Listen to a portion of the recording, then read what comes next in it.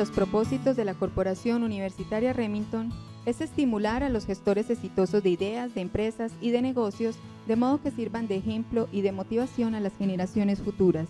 En este espacio y durante una hora, el personaje invitado atenderá las inquietudes del orden profesional y empresarial que les serán presentados por la doctora Patricia Vázquez Posada, asesora de la Rectoría, y el doctor Pedro Juan González Carvajal, rector. En este diálogo se espera que el invitado narre la manera como ha sabido sacar adelante sus proyectos, las dificultades y los aciertos que lo han acompañado y el mensaje que él le entrega desde su experiencia a quienes hoy están emprendiendo el camino de la creación de riqueza. Nuestro invitado del día de hoy es el doctor Gabriel Poveda Ramos. El doctor Poveda Ramos es ingeniero eléctrico e ingeniero químico de la Universidad Pontificia Bolivariana, ingeniero electricista de la Universidad del Valle y magíster en matemáticas aplicadas de la Universidad Nacional de Bogotá. Ha sido distinguido como colombiano ejemplar, categoría Economía, doctorado honoris causa en Ingeniería de la Universidad Pontificia Bolivariana, medalla al mérito profesional Juan de la Cruz Posada de la Sociedad Antioqueña de Ingenieros, medalla Pedro Justo Berrío por servicios a la educación y al desarrollo económico de Antioquia y mención especial de la Organización de Estados Americanos, OEA, entre otros.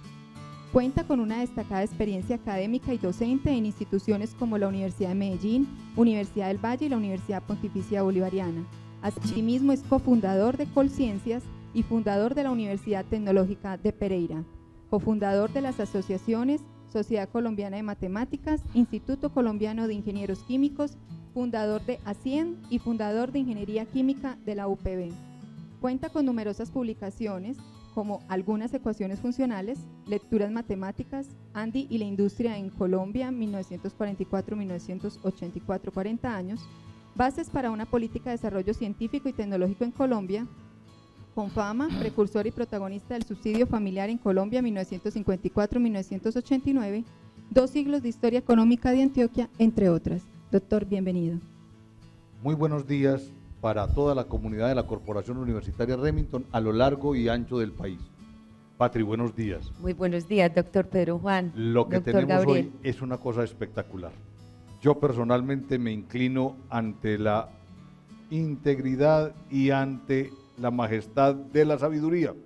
Y hoy no tenemos sino nada más y nada menos que al doctor Gabriel Poveda Ramos, que con todo el respeto y con todo el afecto del mundo yo lo describiría como una enciclopedia ambulante, una enciclopedia con patas, una persona que en medio de su sencillez domina diferentes áreas del conocimiento y que si no es el que más, es de los que más tiene claro qué es lo que hay que hacer con Antioquia y con Colombia en términos económicos. Doctor Gabriel, bienvenida a esta su casa.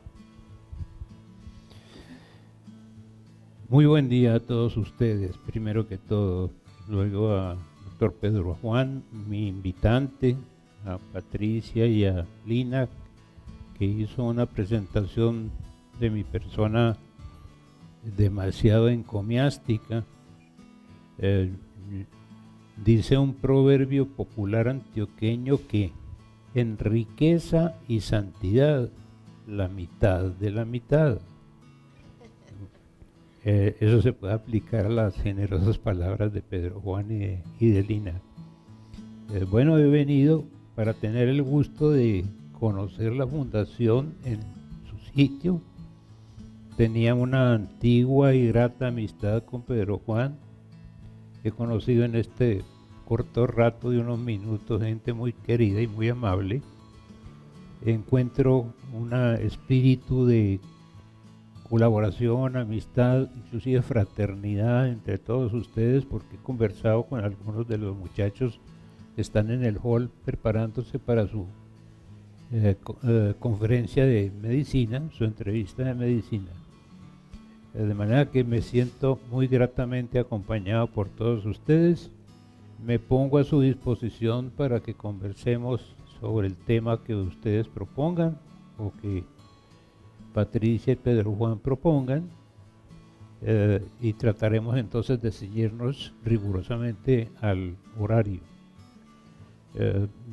Perdónenme que yo sea un poco resabiado en estos temas de tiempos y horarios, porque entre otras cosas que la vida me ha dado la oportunidad de vivir, soy, porque eso voy a decir, es una condición que nunca se pierde, Yo soy oficial retirado en pasivo, se dice así, del ejército. Entonces allá me acostumbraron a cumplir con hora, minuto y segundo. De manera que a la hora que diga Pedro Juan que se nos termina el tiempo, les agradeceré su compañía y terminamos para que algún otro día volvamos a conversar. Qué maravilla. Compartimos la disciplina militar. Yo soy oficial de reserva del ejército a nivel capitán. Doctor Gabriel, usted es un ingeniero a carta cabal, pero se ha introducido en el campo de la economía. Y dentro de la economía sus reflexiones sobre el desarrollo han sido profundas y orientadoras. ¿De dónde esa vocación y ese desenvolvimiento profesional? Bueno, la vocación es tanto innata.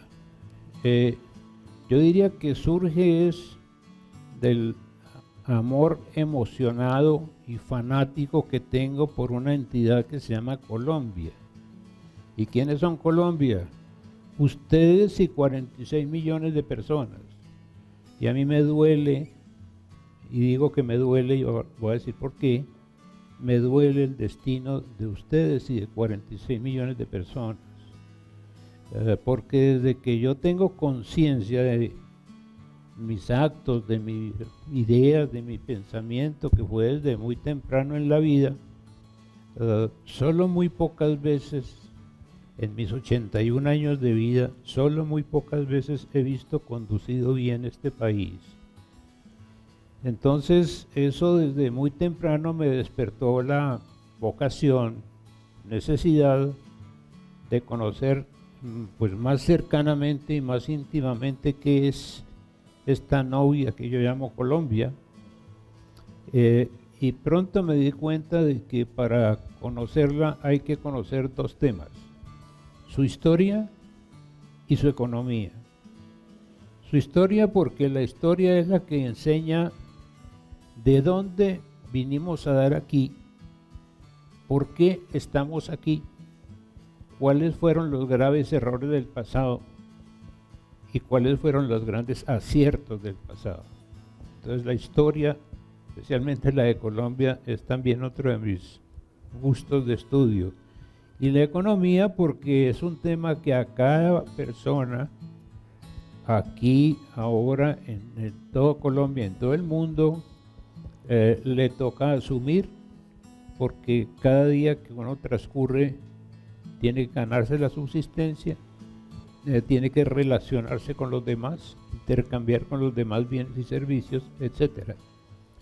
Entonces el tema de la economía, especialmente la economía colombiana, ha venido a mi vocación por eso, por cariño a una novia que se llama Colombia. Es una novia muy hermosa. pero muy vapuleada. Hombre, la dan duro, ¿no? Doctor Gabriel, cuando uno habla de economía, usualmente habla de proyectos, habla de vocación, habla de tradición. A usted le tocó ese tránsito de lo agrícola, lo industrial, posiblemente al comercio y servicios. ¿Cómo va viendo esa evolución? Muy mal. Muy mal. Muy mal. En la época de mi formación profesional, cuando estudiaba ingeniería química, ingeniería eléctrica, el país vivía una gran pujanza de crecimiento y desarrollo industrial. Déjenme decirles que Colombia empezó el siglo XX en el año de 1900 con 4 milloncitos de habitantes y terminó ese siglo XX en el año 2000 con 40 millones de habitantes. O sea, en esos 100 años la población se multiplicó por 10 y el Producto Bruto Interno pasó de $100 a $5.000. Eso es una transformación enorme que hizo el país en un siglo. Éramos al comienzo del siglo una sociedad pastoril, atrasada, atrasada en todos los campos, económico, cultural, militar, etcétera. Y terminó el siglo con un estado de desarrollo, una etapa de desarrollo mucho más desarrollada y más avanzada, por fortuna. Ese milagro lo deberían reconocer y lo debían escribir los libros de historia de Colombia y los libros de economía colombiana, Yo creo que es un caso modelo en la historia económica del mundo de una nación que en 100 años hace ese tránsito. Y ese tránsito lo hicieron unos muy pocos buenos gobiernos que tuvimos en ese siglo. No avanzamos más y pudiéramos haberlo hecho por la riqueza de recursos naturales que tenemos. No avanzamos más por la indolencia de la mayor parte de los gobiernos de ese siglo y de los de más atrás, para no hablar de los de ahora, que es mejor no me hallo, y por los gobiernos muy malos que tuvimos en el siglo XIX y también en el siglo XX. No fueron muchos tan malos, pero muy pocos gobernantes del país le dieron al país las medidas, las políticas, la inteligencia, los recursos y las instituciones que han logrado que el país progresara, como les dije, y que a partir de más o menos de 1990 los gobiernos deficientes hicieron que este país se frenara. De 1990 para acá el país ha vivido esa transformación que nos cuenta el doctor Pedro Juan, de desmontar la industria que teníamos para reducirla a muy poco que es hoy y sustituirla por la especulación financiera. Los bancos, las compañías intermediarias, las especuladoras de cartera, los ¿qué es que se llama el qué? Ese que quebró ayer o antier. Bolsas y cosas. Eso es lo que gusta ahora. Y la clase dirigente colombiana se ha dedicado a los interbolsas. Son fábricas ya nunca volvieron a hacer. O sea, yo he tenido la ocasión, por profesión, por interés, por disciplina, por mi gusto por el estudio de estos temas, de seguir la pista, digamos, a la economía y concretamente a la industria. ¿Por qué a la industria? Porque la industria es la que hace cosas, la industria es la que crea verdadera riqueza. La industria parte de unas materias primas que en Colombia estamos inmensamente dotados de materias primas para producir objetos al servicio de la gente, para exportar al mundo, para crear verdaderamente riqueza. Riqueza no crean los bancos, riqueza no crean las corporaciones financieras, riqueza no crean los prestamistas. Ellos se enriquecen, pero al país y a la sociedad no le crean riqueza. Ellos especulan y logran concentrar cada vez el ingreso. Por eso es que Colombia tiene, según estudios de Naciones Unidas, para que nadie se le ocurra que yo soy comunista o revolucionario, según estudios de Naciones Unidas, Colombia es el segundo país más desigual entre sus altísimas clases muy ricas y las paupérrimas clases más pobres. Es el segundo país más desigual del mundo. Y en América Latina, el único país que es más gravemente desigual que Colombia es Haití. Eso se ha agudizado en los últimos años debido al tipo de gobierno, o como dicen más técnicamente los economistas, al modelo económico que se adoptó en el país desde 1990, que nos fue impuesto mediante un chantaje financiero por el Banco Mundial y por un gobierno cipayo, y que ha logrado eso: desindustrializar al país, empobrecer a las clases medias, enriquecer mucho más a las clases más adineradas y desbaratar la industria colombiana que llegamos a tener. Cuando digo desbaratar es porque hay números, y los números son estos. En el año de 1989, más o menos, que recuerdo, la proporción del Producto Bruto Interno, perdón, no sé si todos entienden qué es Es bueno explicar. Bueno, el Producto Bruto Interno es el valor de la riqueza creada por todo el país, por los trabajadores, por los inversionistas, por los científicos, por los educadores, etcétera, y por todos los sectores económicos, por la agricultura, por la ganadería, por la manufactura, por la minería, etcétera. Cuando se suma toda la riqueza creada por todas las personas y las empresas del país y el Estado, el gobierno, eso se llama el Producto Bruto Interno. Y si uno lo pensara repartir entre todos los que vivimos en Colombia hoy, que somos 46,5 millones de habitantes, esa cuota que le tocaría a cada uno se llama el Producto Bruto Interno per cápita. Hoy en día el Producto Bruto Interno per cápita es de unos $7,000 por cada persona y por cada año. Eso sería lo que les tocaría a cada uno de ustedes si nos repartieran el Producto Bruto Interno igualitariamente. Pero además de que está extremadamente mal repartido, ese Producto Bruto Interno en Colombia crece muy despacio y muy poco. Como los economistas, y con buenas razones, identifican el desarrollo de un país, o sea, la dinámica de crecimiento con el aumento de ese producto, uno puede hacer números y ver qué tan rápido se está desarrollando el país. Pero lo que les iba a decir es lo siguiente, sobre la industria. Si en el año de 1989, digamos, uno calculaba cuánto le produjo en riqueza el sector industrial manufacturero al país, o sea, las fábricas de textiles, los ingenios azucareros, las siderúrgicas, las destilerías, etcétera, etcétera, todo eso que es fabril, le daba que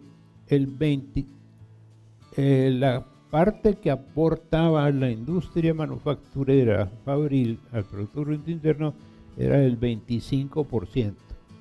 O sea, la industria manufacturera aportaba la cuarta parte de la producción de riqueza en Colombia. En ese momento se aplicó una desafortunada política que se llama, o los economistas llamaron y siguen llamando, la política del consenso de Washington. Se llama así porque en el año anterior se había reunido en Washington un grupo de académicos bastante poco progresistas del mundo, con unos ricos, bastante ricos del mundo y con unos bancos bastante voraces del mundo. Y entre ese grupo de personas, grupo muy poco progresista y poco responsable, decidieron frenar el desarrollo de los países pobres. Como nosotros estábamos y seguimos estando en la lista, entonces nos aplicaron la política. Esa política es lo que comúnmente llamamos el neoliberalismo, y una de sus consignas era precisamente desbaratar la industria colombiana. Y eso ha generado, en buena parte, el desempleo que tenemos, y eso produjo el fenómeno anómalo, peligroso y nocivo de que en la participación, como la industria se fue desmoronando, la cuota de lo que ha ido quedando se bajó del 25% en la fecha que les dije hasta hoy en día, que no es sino 14%. O sea, a la industria le quitaron la mitad de su participación en el Producto Bruto Interno, y entonces muchísimas fábricas se han cerrado y muchas otras han dejado de usar materias primas colombianas, han cerrado máquinas y por lo tanto se han dedicado a importar productos semiterminados y acabar de terminarlos acá con unos procesos muy elementales que por supuesto no crean gran riqueza en importancia. Bien, ese es, digamos, el origen de mis preocupaciones por la economía colombiana y sobre todo mis preocupaciones por lo que le está pasando a la economía, porque yo tengo hijos ya grandes y crecidos, pero tengo nietos que están creciendo y me preocupa muchísimo la suerte de esos nietos que son los contemporáneos de ustedes. Doctor Gabriel, la industria regularona y la agricultura. Regularona, arona. Sí, sí. En el año, digamos, 89, que yo lo menciono varias veces porque es como el punto de quiebre en donde empezó a aplicarse esa política nociva que nos impusieron desde Washington, se decretó que toda la producción colombiana, tanto en productos manufacturados como en productos agrícolas, debía reducir la protección que le daba el gobierno a través de los aranceles, debía reducirse al mínimo posible, y así se hizo. Entonces se encontró lo siguiente: los grandes países desarrollados como el Japón, como Estados Unidos, como Francia, subsidian, o sea, el gobierno le regala a la agricultura y a la ganadería grandes cantidades de dinero para que subsistan, porque en realidad son muy poco eficientes, o no digamos poco eficientes, sino muy costosas, porque en esos países la mano de obra es muy costosa. En España la mano de obra era mucho más costosa que en Colombia, en Francia lo mismo, en el Japón ni hablar, etcétera.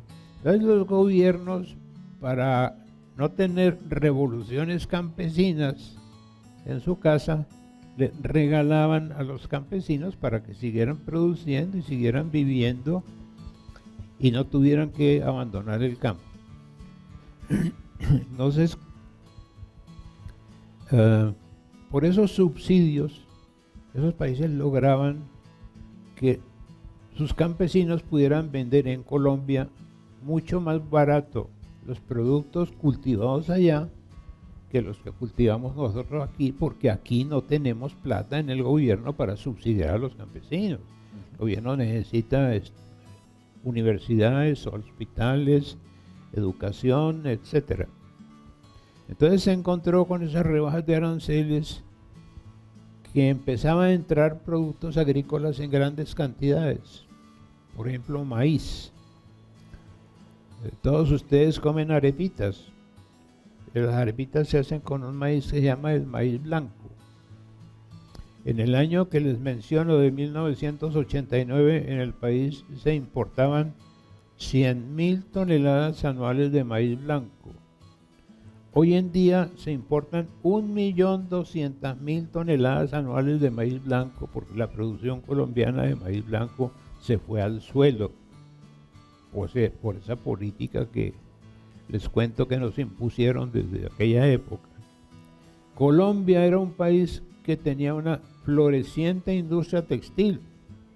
Aquí en Medellín precisamente lo sabíamos mucho, teníamos un grupo de fábricas que era modelo en el mundo, en eficiencia, en calidad, en buen trato a los trabajadores, etc. Pues bien, con aquella política, la reducción de aranceles, han acabado con las fábricas de Antioquia. Inclusive algunas de ellas, si ustedes oyen radio, que creo que no oyen radio, pero tal vez sí ven televisión, habrán visto que en estos días una quiebra de una financiera de esas especulativas en Bogotá está relacionada con un problema gravísimo con una fábrica muy importante que fue, pero que ya no vale nada, pues casi nada, aquí en Medellín. La industria textil se fue al suelo, entonces dejó de consumir algodón. Pero más aún, como los países industrializados subsidian su exportación de algodón, el algodón que Colombia usaba para sus industrias textiles y que también importaba, es un cultivo que se ha venido al suelo. Y se los puedo decir porque por razones profesionales y familiares yo tengo mucha relación con una región que era intensamente algodonera, que es el departamento del Huila y el Tolima.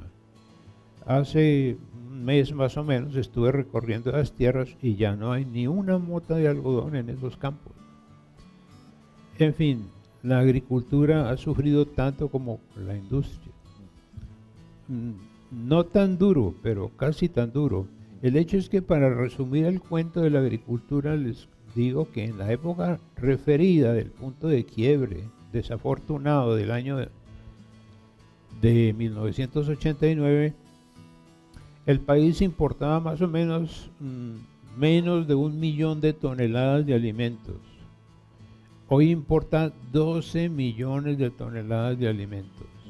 ¿Por qué? Porque nuestra agricultura se fue al suelo. Se acabó el maíz blanco, el maíz amarillo casi desapareció. El frijol, que era una producción importantísima, por ejemplo, en el Valle del Cauca, también se cayó al suelo, y todo el frijol que se come en Colombia, en la bandeja paisa que a ustedes les gusta, ese frijol es todo importado. El país producía lentejas, hoy no se produce lentejas, sino que es todo importado de Chile, etcétera, etcétera. O sea, 12 millones de toneladas de comida al año importamos, porque el famoso consenso de Washington acabó con la producción de todas esas Hasta rubros. hace pocos años la FAO nos consideraba como una potencial despensa del mundo y ya nos sacó de ese rango, ¿no? Exactamente, sí, doctor Pedro Juan. Es una cosa muy dolorosa. Doctor Gabriel, industria, agricultura, y hoy estamos disque enloquecidos con la minería. La minería es, tal vez es exagerado decirlo, pero es un arma de doble filo.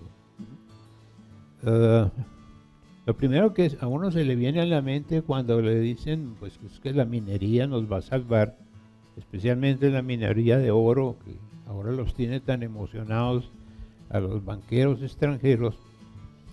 A uno se le viene a la mente, pues, para no ir muy lejos, el departamento del Chocó. Todos ustedes saben, pues, que el Chocó es el departamento más pobre del país, pero que la gente vive en un estado de pobreza absolutamente terrible. No solamente, pues, los niños, ni solamente la gente, pues, de más desfavorecida, sino que en general el departamento, su gobierno, etcétera, su universidad, viven en un estado de pobreza franciscana. Pero eso no es solo propio del Chocó. Si ustedes van a pueblos como Zaragoza, como Remedios, etcétera, verán que esos pueblos han tenido minería desde hace, Zaragoza más o menos desde hace 400 años y Remedios desde hace 150 años. Y ustedes podrán darse cuenta de que son de los pueblos más pobres de Antioquia. No digo esto por un fatalismo ni por un espíritu cívico, sino porque es una realidad. Ahora, no es que necesariamente y por sí sola la minería traiga esos males. Esos males la traen los gobiernos que no han sabido aprovechar la riqueza minera del país, la han cedido casi sin ninguna condición y casi sin ninguna contraprestación, y hoy en día el país, pues hasta hoy en día, no digamos que hasta hace, hasta hace más o menos 5 años, este servidor de ustedes ha tenido la curiosidad de calcular cuánto oro se ha sacado de las entrañas de la tierra en Colombia desde que llegaron los conquistadores españoles a saquear el país. Después de los españoles llegaron otros saqueadores y todavía hoy tenemos otros nuevos saqueadores. Cada etapa es como más voraz que la anterior. El hecho es que desde el año de 1500 que empezaron a llegar los españoles voraces hasta el año 2010, que es hace 2 años, el país ha sacado de la tierra más o menos 300 millones de onzas troy de oro. Una onza troy son como 29 gramos métricos. Y cada onza de troy de oro vale hoy 1.600, ayer estaba 1.620, pero desde hace tiempo se está por encima de $1.600 la onza. sería muy bueno que ustedes lleven apuntados los numeritos. El país ha sacado de la tierra, ¿cuántas onzas les dije ahorita? 300 millones. Es 300 millones de onzas de oro. 1.600, 480.000 millones de dólares. Sí, exacto. Bueno, entonces ustedes se pueden dar cuenta de la inmensa cantidad de dinero que se ha sacado de las entrañas de la tierra colombiana y pueden compararlo con el estado de la economía de hoy, pero no digamos de la economía, sino del estado de la gente de hoy, sobre todo de los más pobres de hoy, que son la enorme mayoría de los colombianos. Entonces la minería de oro, la experiencia con la minería de oro en el pasado de Colombia ha sido muy mala.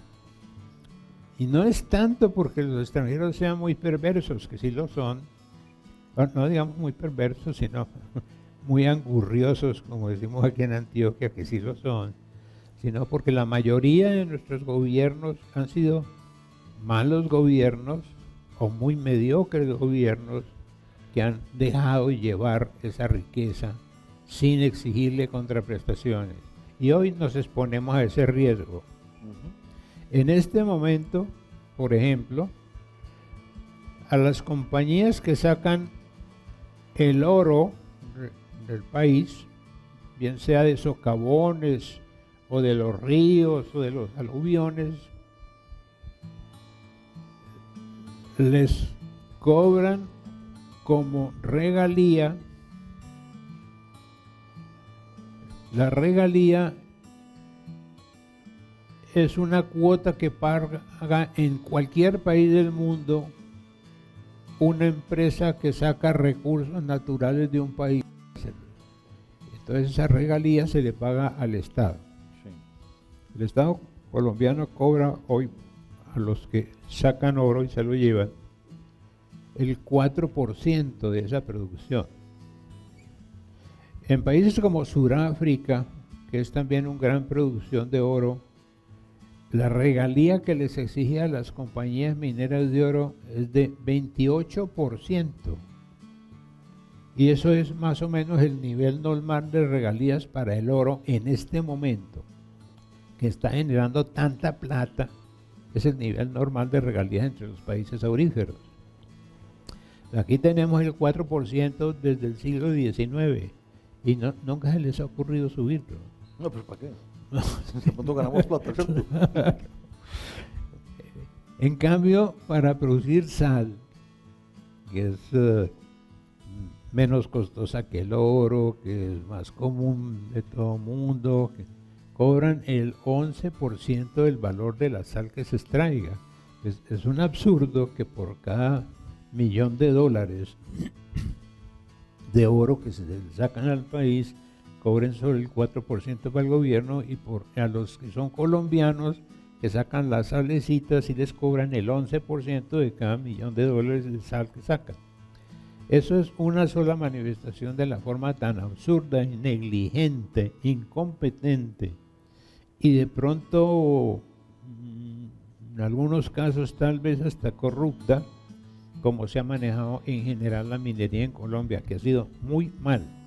Entonces, hoy en día que hay este nuevo boom del oro, hoy en día que se están encontrando metales tan importantes que antes no eran tan importantes, como el Coltán. exacto, como el culombio y el Rutilio. el rutilio, el rodio, el iridio, etcétera, etcétera.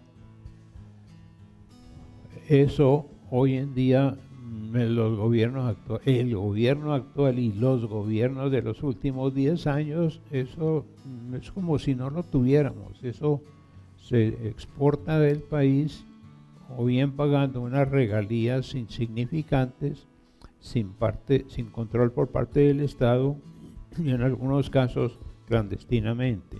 El país hoy tiene esa gran posibilidad si los estados, si el Estado y los gobiernos toman conciencia de que esos son riquezas que se van para nunca volver. Ah, sí, sí, sí.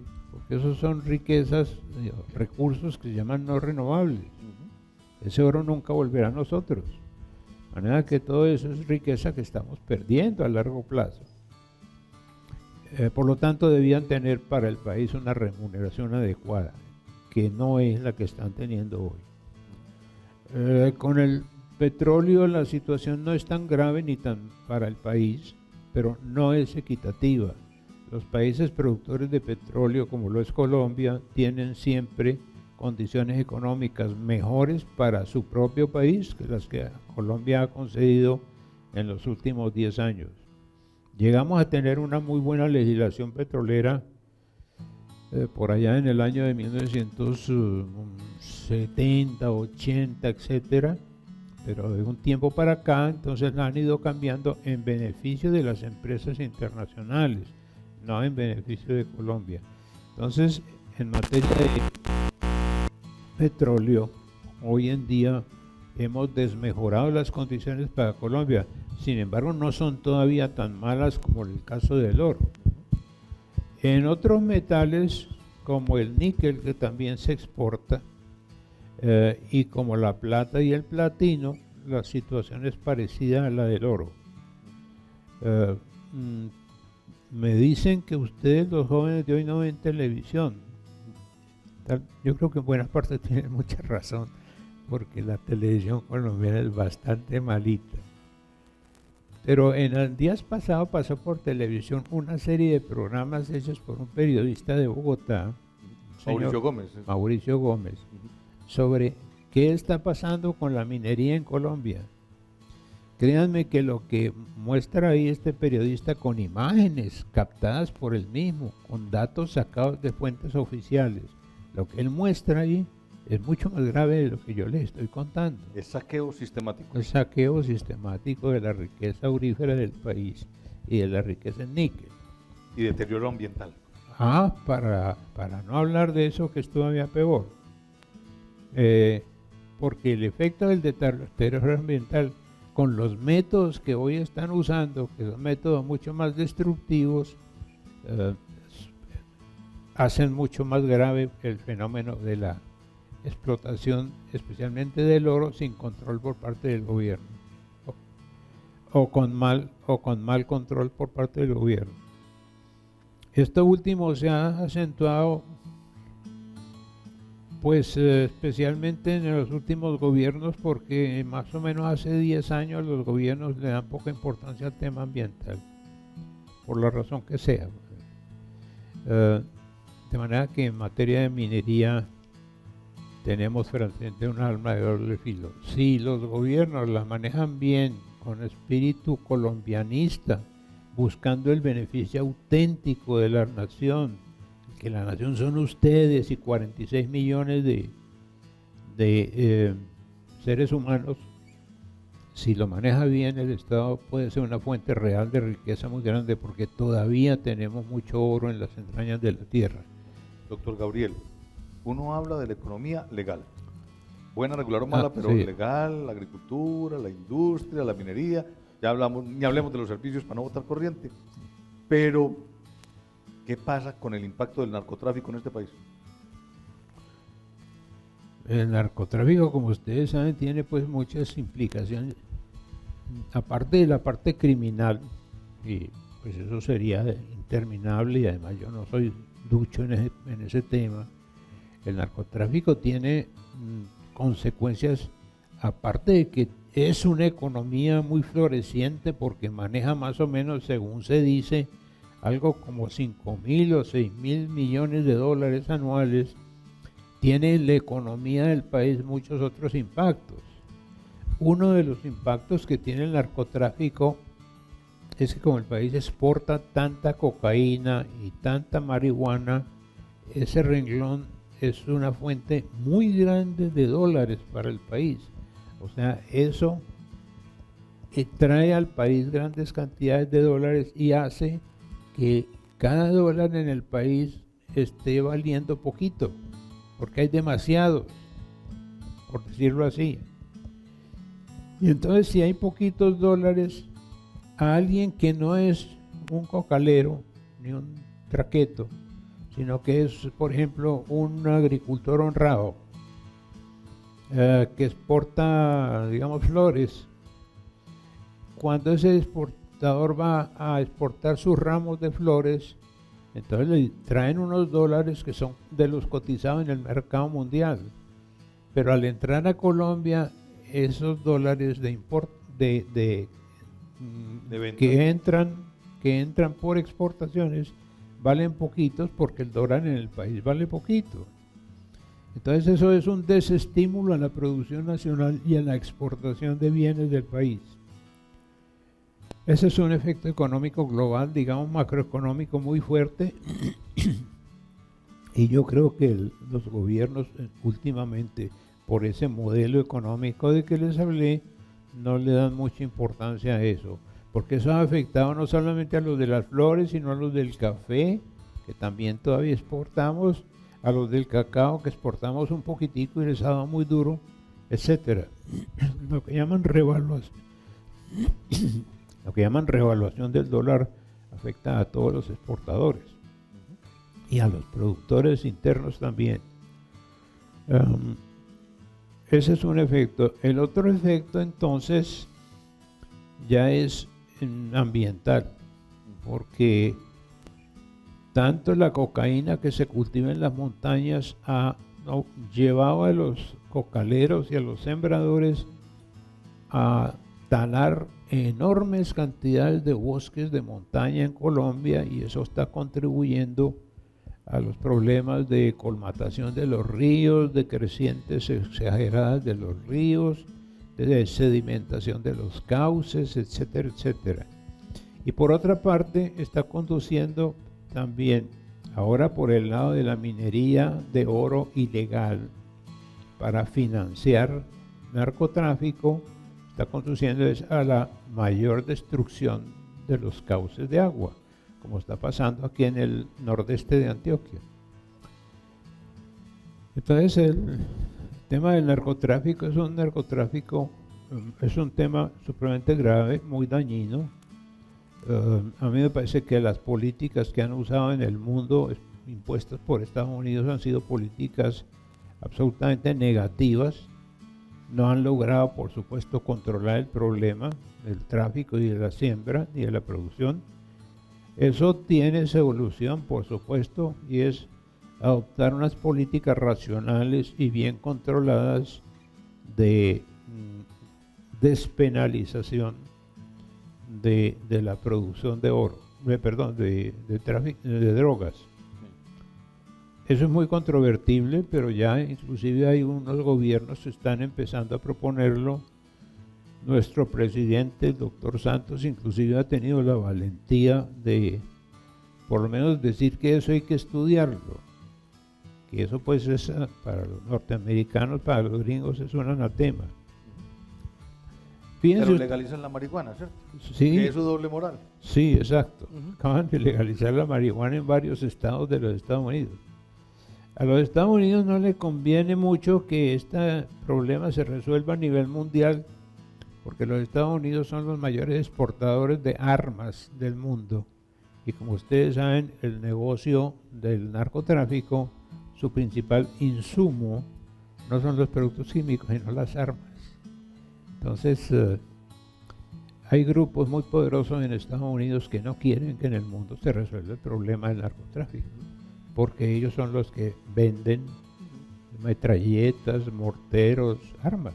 Resolver problemas para la humanidad le daña muchos negocios a los particulares, ¿no? A algunos, no todos, pero sí a algunos, y sobre todo algunos muy poderosos. Claro. Doctor Gabriel, uno habla de economía y usualmente tiene la inclinación de pensar en desarrollo. Usted y yo hemos trabajado el tema de Antioquia y lo seguiremos trabajando hasta que nos muramos, ¿cierto? Si Dios quiere. ¿Y cómo desarrollamos Antioquia? Bueno, ¿Y qué es desarrollo? Yo no he podido saber. Desarrollo es que cada hombre, mejor dicho, cada ser humano, para no ser machista, cada ser humano, niños, mujeres, ancianos, jóvenes, etcétera, viva cada año mejor de lo que vivió en el año anterior, sin llegar a situaciones de desperdicio y despilfarro como han llegado países como muchos de Europa, por ejemplo. Creo que cada año alcance unos niveles de vida razonables, humanos, equitativos, dignos y en lo posible igualitariamente repartidos. O sea, que no haya gente que esté excluida de ese proceso, como en Colombia sí hay mucha gente excluida. Y que no haya tampoco gente que se lleve la parte del león, cosa que en Colombia sí existe. Entonces, yo diría que el desarrollo es algo tan simple como eso. Pero yo creo que en Colombia en los últimos años hemos hecho muy poco de eso. Porque el desarrollo se mide no solamente, últimamente hay cada vez más conciencia de que el desarrollo no se mide solamente por el crecimiento del Producto Bruto Interno, de que hablamos hace un ratico, sino que también se mide por el grado en que se va garantizando para los menos favorecidos una mejor y más rápido compensación de sus desigualdades y sus debilidades. Entonces, usando esos dos criterios, uno examina qué ha pasado en estos 20 años en Colombia y se ve que lo que hemos avanzado es muy poquito. Bueno, en cuanto al desarrollo de Antioquia, eso es lo que necesitamos en Antioquia. Cada año más producción económica, pero cada año mejor repartición de todo ese beneficio económico. Yo diría que para que Antioquia tenga mayor desarrollo, no lo puede hacer sola. Eso sí, cuando uno dice mayor desarrollo y mejor desarrollo para Antioquia, hay que inevitablemente también decir y para todo Colombia. Ahí lo primero que necesitamos es cambiar de modelo. O sea, este modelo ha demostrado tener todos los efectos dañinos posibles y graves sobre la economía del país. Ha desmejorado el índice de desigualdad, ha hecho muy lento el crecimiento del Producto Bruto Interno, acabó con grandes sectores de la agricultura, acabó con la mitad de la industria o tal vez un poco más, ha montado unos negocios gigantescos y especulativos desastrosos como este de Interbolsa que Dios no lo quiera, pero creo que va a seguir ocurriendo. En fin, este ha sido un modelo tremendamente nocivo, no solo para la economía inmaterial, sino para la suerte de las personas en Colombia. Eso entonces es lo primero que hay que hacer. Y cuando haya gobiernos que tengan el valor de hacerlo, entonces corregir varios otros. Hay que volver a montar un proceso y un programa de industrialización. No como era antes, porque los tiempos han cambiado. Hoy los tipos de industrias que necesitamos son industrias de mucho más alta tecnología. Por ejemplo, tenemos que crear una industria de fabricación de máquinas y herramientas y equipos modernos que nunca tuvimos, pero que ahora se necesitan y que ahora son parte del común de todas las sociedades.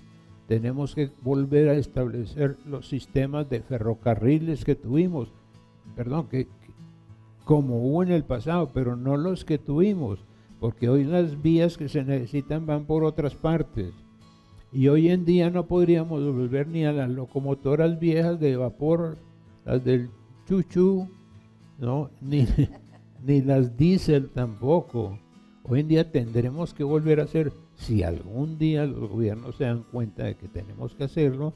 Si algún día, ¿no? Si algún día. Sí. Marta es hipótesis. Sí. Tenemos que hacer es ferrocarriles eléctricos. Y tal vez dentro de algunos años hay que hacer los ferrocarriles magnéticos, como el Hokkaido que rueda en el Japón a 800 kilómetros por hora, o uno que hay en Francia que se llama el tren de gran velocidad que camina a 500 kilómetros por hora, porque no tienen ruedas, ni tienen rieles, sino que tienen campos magnéticos que los mantienen en el aire y que con el fluir de la corriente los arrastran y los llevan a unas velocidades enormes. Eso es en lo que hay que pensar ahora. Pero hoy en día, con el modelo que tenemos, que estos últimos gobiernos han respetado, han respetado con una ingenuidad o con una torpeza o con una fanatismo, complicidad espantosa. No podemos pensar en nada de eso, ni en volver a hacer industrias, ni en resucitar la agricultura valerosamente. El actual ministro de Agricultura está haciendo hasta lo posible por darle otra vez a Colombia una capacidad de producción agrícola parecida a la que tuvimos antes. Claro que en 2 años que le faltan no va a poder hacerlo, y el gobierno que venga pues no sé qué va a hacer. Pero en todo caso, con el modelo que tenemos prácticamente de libres importaciones, con una tasa de cambio como la que dijimos que está golpeada, con un esquema de importaciones y de comercio exterior como el que eso es ahora, y con el tratamiento que le estamos dando a la minería, que como es hoy no es benéfico para el país como debiera y pudiera serlo. Yo creo que si no hacemos cambios muy fundamentales en ese sentido, pues Antioquia y Colombia irán, como dicen por ahí los campesinos, irán tirando adelante, ¿no? Paso tortuga. Paso entre paso. Doctor Gabriel, el tema de valor agregado, que es tan bueno para dar conferencias y para dar ejemplos, pero que aquí como que poco lo aplicamos. Sí. El valor agregado en un proceso de producción económica, sea minero, sea industrial, sea agrícola, sea de transporte o cualquiera, es la diferencia entre lo que una empresa de ese sector cobra por sus servicios o sus ventas en un año, menos los que ella pagó por los insumos, o sea, materiales, materias primas, repuestos, etcétera, gasolina o lo que sea, en el año. Esa diferencia entre los productos y los insumos es lo que se llama valor agregado, con algunos detallitos de más o de menos, pero eso es en esencia un valor agregado. Eso, pues hay que decirlo casi con pañuelo en la mano para no llorar, ¿no?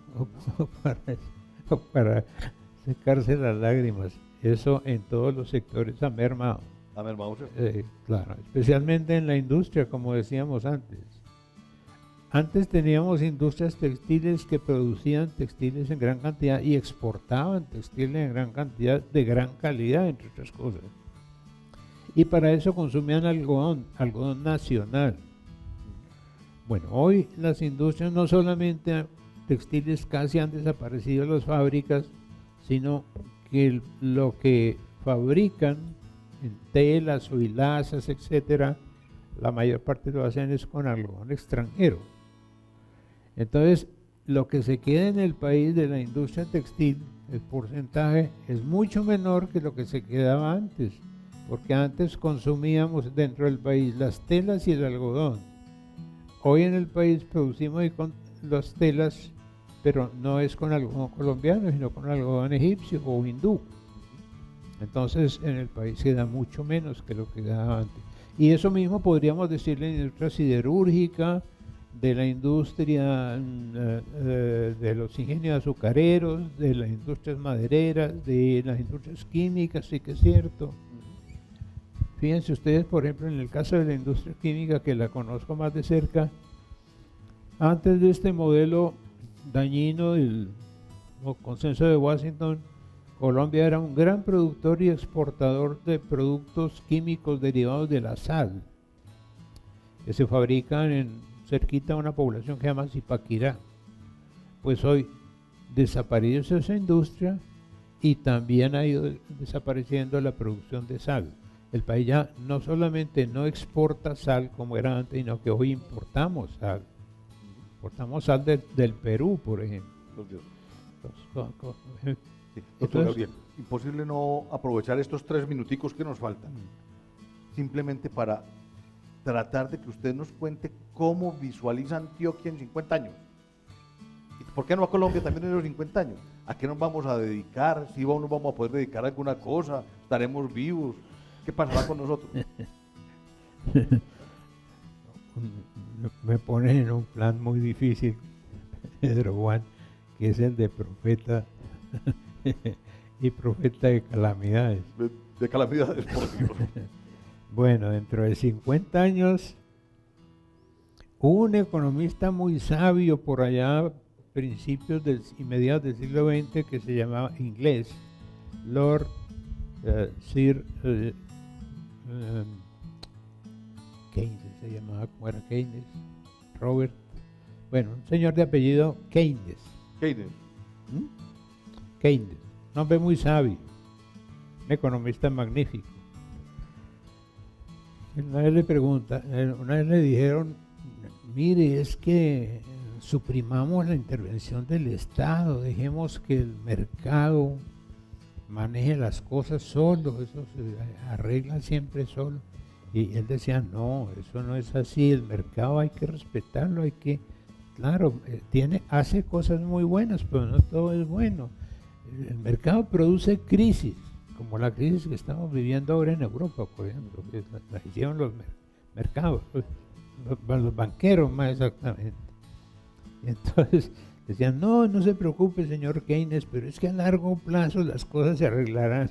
Y decía Keynes, es que a largo plazo todos estaremos muertos. Sí, claro, es la forma mejor de arreglar el problema, ¿cierto? John Maynard Keynes. John Keynes. Exacto, gracias, Pedro. Pues dentro de 50 años, pues yo creo que si los gobiernos son tan tercos y tan poco conscientes como los que han mantenido este modelo desafortunado del consenso de Washington, y si no se cambia el modelo por algo mucho más racional, como hubo antes en varios casos, en varias épocas, pues este país será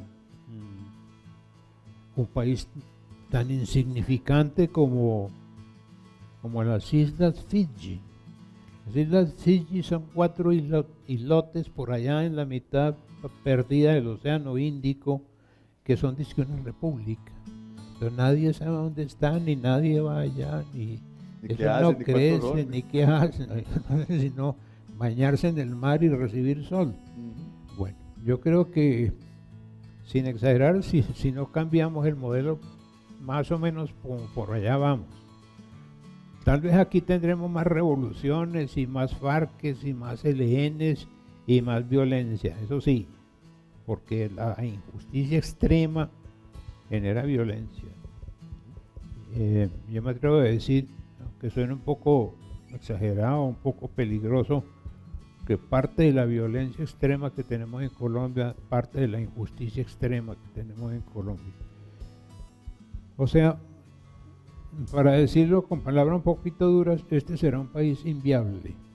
O sea, que nadie conoce y nadie le importa y es más bien como un problemita, una especie de dolor de cabeza, una piedra en el zapato para el mundo entero. Si este modelo se cambia siquiera en los próximos 5 años, en el próximo gobierno, y empieza a aplicar políticas, digámoslo francamente, nacionalistas, en beneficio de Colombia y no de los países ricos, y en beneficio de los 50 millones de habitantes que habrá por allá en la época que tú dices, o más, y en beneficio sobre todo de la gente de menores ingresos de aquella época, este país podrá tener un potencial de desarrollo y un nivel de economía y de justicia social enormemente alto y enormemente promisorio. Eso es, por supuesto, suponiendo que tengamos gobiernos, como les digo, que tengan en cuenta eso, la suerte de cada persona, que busquen el bienestar y el bien de cada persona, especialmente de los más desfavorecidos, y el bien de todas las personas. Para lo cual, como digo, tendremos que cambiar este modelo neoliberal. Doctor Gabriel, muchas gracias por su presencia. No hay más ayudador en el mundo profesional y académico que un buen diagnóstico. Si no hay diagnóstico, pues las posibles hipótesis de solución serán erradas. No es que la claridad y la objetividad con la que se mira la realidad se confunda con negativismo o pesimismo. Eso también hay que tenerlo claro, porque desde Sócrates está diciendo que esto se va a acabar y no se ha acabado, ¿cierto? En otro contexto y en otra relación.